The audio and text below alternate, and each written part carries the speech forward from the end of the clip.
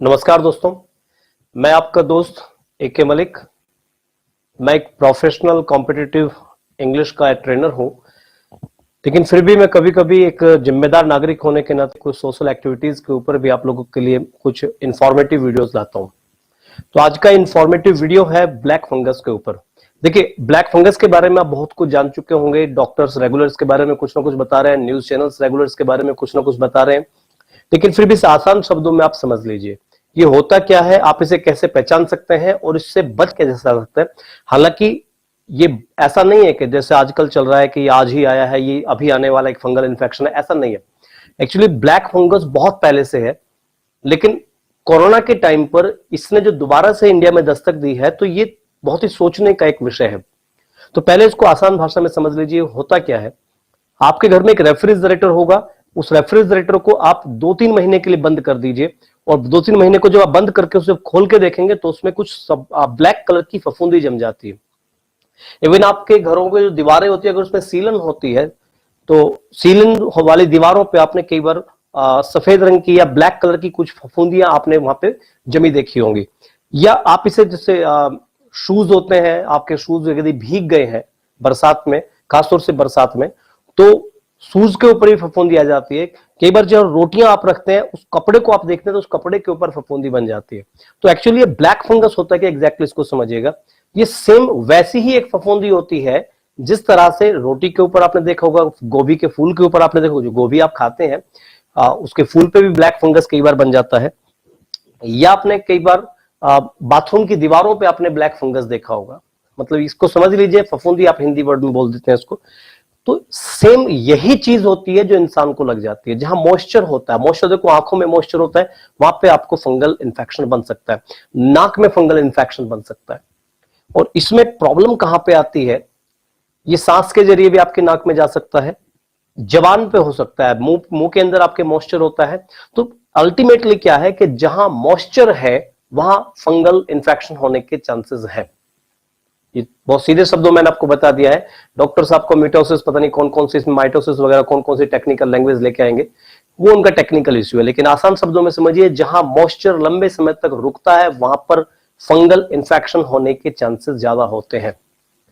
ठीक है, अब इसमें बचा कैसे जा सकता है, और ये कोरोना वाले पेशेंट्स पे ज्यादा इफेक्ट क्यों डालता है। तो सबसे पहले दिमाग से एक बात निकाल दीजिए कि इसका सीधा रिलेशन कोरोना पेशेंट से है।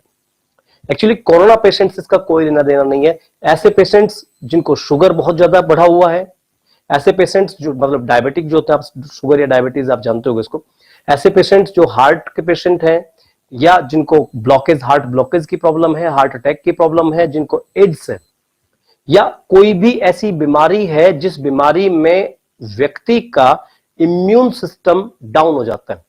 ये समझिएगा, इसमें जैसे ही आपका इम्यून सिस्टम डाउन होगा तो आप पे बैक्टीरियल इन्फेक्शन, वायरल इन्फेक्शन, ये आपके बहुत अफेक्टिव हो जाते हैं, बहुत जल्दी से आप पे इफेक्ट करते हैं। अब ये कोरोना वायरस पे क्यों हो रहा है, क्योंकि कोरोना वायरस में भी इंसान का इम्यून सिस्टम डाउन होता है। उसमें प्रतिरोधक क्षमता जो होती है, प्रतिरक्षा तंत्र जो होता है, वो काम करना कम कर देता है।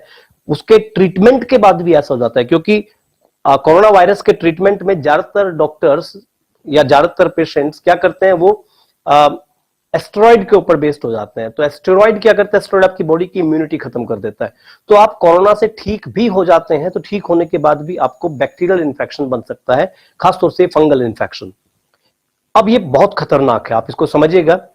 ये मैं डॉक्टर से कंसल्ट करके आपको डिस्कस कर रहा हूं, हो सकता है ये नॉलेज आपको ना हो, इसको बिल्कुल हल्के में ना लें। कोरोना वायरस भी जानलेवा है, और ये तो बेहद जानलेवा है। ये गैंग्रीन की तरह, मेरे कई डॉक्टर से कंसल्ट किया इस बारे में, तब जाकर मैं वीडियो बना रहा हूं। ये गैंग्रीन की तरह होता है। इसमें क्या होता है, जैसे कभी आपके हाथ पे खुजली हुई तो वहां पे दाद बन जाता है। तो ये सभी लोग इस चीज को समझिएगा, आपके जेनिटल पार्ट्स के आसपास दाद बन जाता है, आपके अंडरआर्म्स में कई बार दाद बन जाते हैं। तो जहां पर मॉइस्चर है वहां पे दाद बन जाता है। तो दाद को आप जैसे खुजलाते हैं ना, तो जब तक वो फंगल इन्फेक्शन स्किन के ऊपर है तब तक वो ठीक है। लेकिन जैसे आप उसे खुजलाते हैं तो खुजलाने से वो ब्लड के साथ रिएक्ट कर जाता है, और ब्लड के साथ रिएक्ट करके वो बॉडी के अंदर आप पे अटैक करता है, और उस पार्ट को गैंग्रीन की शक्ल दे देता है। तो इसका सिर्फ एक ट्रीटमेंट है, उस बॉडी पार्ट को काट देना। ये आपको हो सकता है डॉक्टर्स ना बताएं। अभी कुछ पेशेंट्स ऐसे बचे हैं, हालांकि मैं 100% नहीं कह रहा हूं, लेकिन जो मेरी इंफॉर्मेशन है मैं उसके हिसाब से कह रहा हूं। जो पेशेंट ब्लैक फंगस से बचे हैं उनकी आंखें निकाल दी गई हैं तब वो बचे हैं। ये आपको डरा नहीं रहा हूं, ये सीरियस डिजीज है और इससे आप बहुत सीवियर डिजीज है, बहुत सीरियस होना पड़ेगा आपको इसके लिए और बहुत ही केयरफुल रहना पड़ेगा। तो वीडियो बहुत लंबा हो जाएगा, उसके लिए मैं आपको समझा रहा हूं, उसको हल्के में ना लें। आपको दाद कहीं पे होता तो उसे खुजाए नहीं, खुजलाएंगे तो वो फंगल इन्फेक्शन आपके ब्लड में रिएक्ट कर जाएगा और उस बॉडी पार्ट में अंदर पहुंच जाता है, तो वहां से वो फंगस इन्फेक्शन बहुत खतरनाक हो जाता है। दूसरी चीज, कई बार अगर बॉडी कटिंग कहीं से कट लगा हुआ है तो फंगल इन्फेक्शन डायरेक्ट उस कट से आपकी बॉडी में इंसर्ट कर जाता है, आंखों में वो इंसर्ट कर जाता है। इसकी पहचान समझ लीजिए, बहुत सीधी सी बता रहा हूं, बहुत लंबी वीडियो नहीं करने वाला हूं मैं। कभी आप कहोगे तो मैं इसका ट्रीटमेंट के बारे में कुछ डिस्कस करूंगा जो डॉक्टर्स वगैरह हैं उनसे। हालांकि जितना मैंने कंसल्ट किया है, जितना मैंने समझा है, इसको केयरफुली आप समझिएगा। इसका ट्रीटमेंट अभी तक ढंग से नहीं है। बॉडी पार्ट ही उसमें काटे जा सकते हैं, आंखें निकाली जा सकती हैं, हाथ काट दिया जाता है, और वो भी शुरुआती स्टेज में, वरना वो गैंग्रीन की शक्ल लेता हुआ चला जाता है। तो हो सकता है ये इंफॉर्मेशन आपको नहीं मिली हो, बट इसको समझिए। नेक्स्ट वीडियो में अगर आप चाहेंगे तो आप उसे कमेंट बॉक्स में डाल दीजिए। नेक्स्ट वीडियो में आप चाहेंगे तो मैं इससे बचने के आपको उपाय बता सकता हूं, वो भी डॉक्टर से कंसल्ट करके और उसके बारे में साइंटिफिकली रिसर्च करने के बाद में हम उसे बता सकते हैं आप लोगों को, अपने फ्रेंड्स और या फिर जो भी हमारे कांटेक्ट में लोग हैं उनसे कंसल्ट करके।